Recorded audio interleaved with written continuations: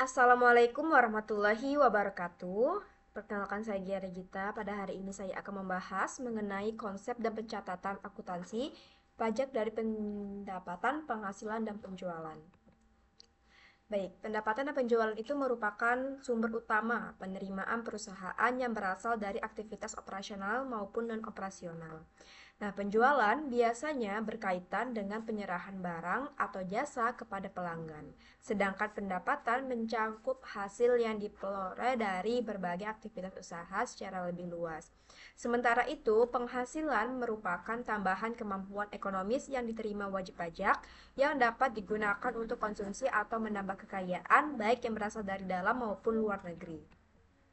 Kemudian mengenai klasifikasi pajak atas penghasilan, di mana pajak atas penghasilan merupakan pajak yang dikenakan terhadap setiap tambahan kemampuan ekonomis yang diterima atau diperoleh oleh wajib pajak dalam suatu periode tertentu, di mana pajak ini disebut dengan pajak penghasilan atau PPh.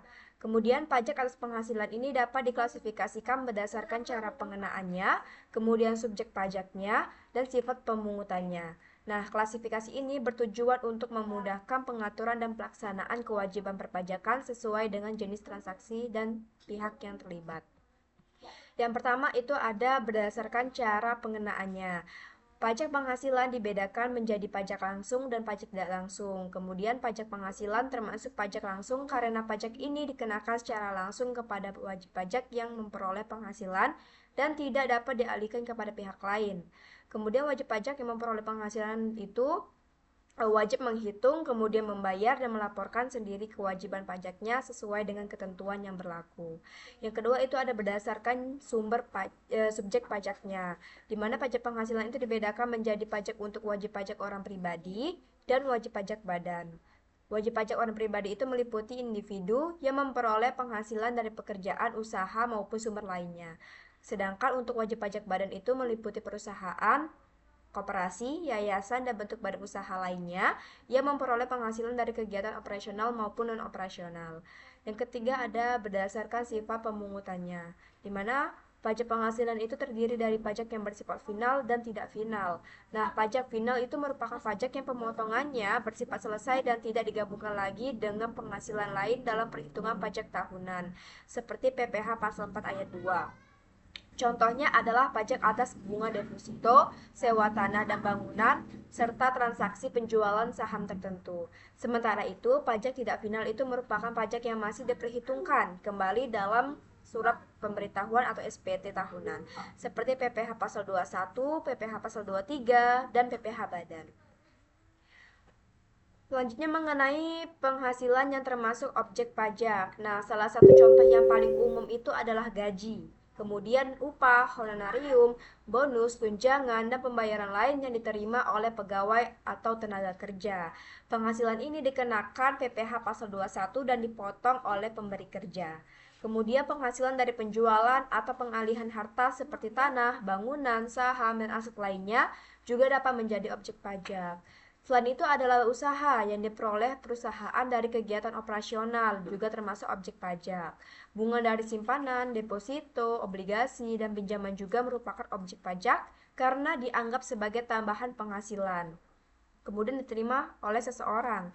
Selanjutnya ada keuntungan selisih kurs mata uang asing, kemudian pembebasan utang, dan keuangan dari revaluasi aset juga termasuk objek pajak. Kemudian mengenai penghasilan bukan objek pajak, yang pertama itu ada bantuan atau sumbangan tertentu, termasuk zakat dan sumbangan keagamaan yang sifatnya wajib yang diterima oleh lembaga berwenang. Yang kedua ada warisan, juga termasuk objek pajak karena dianggap sebagai pengalihan harta, bukan tambahan penghasilan baru. Demikian pula hadiah yang diterima oleh keluarga sedarah dalam garis keturunan lurus atau derajat. Yang ketiga, ada setoran modal dari pemegang saham kepada perusahaan, juga bukan objek pajak karena tidak dianggap sebagai penghasilan, melainkan menambahkan modal usaha. Yang keempat, ada klaim asuransi kesehatan, asuransi jiwa, asuransi kecelakaan, dan beasiswa tertentu, juga dapat termasuk bukan objek pajak jika memenuhi persyaratan yang telah ditetapkan.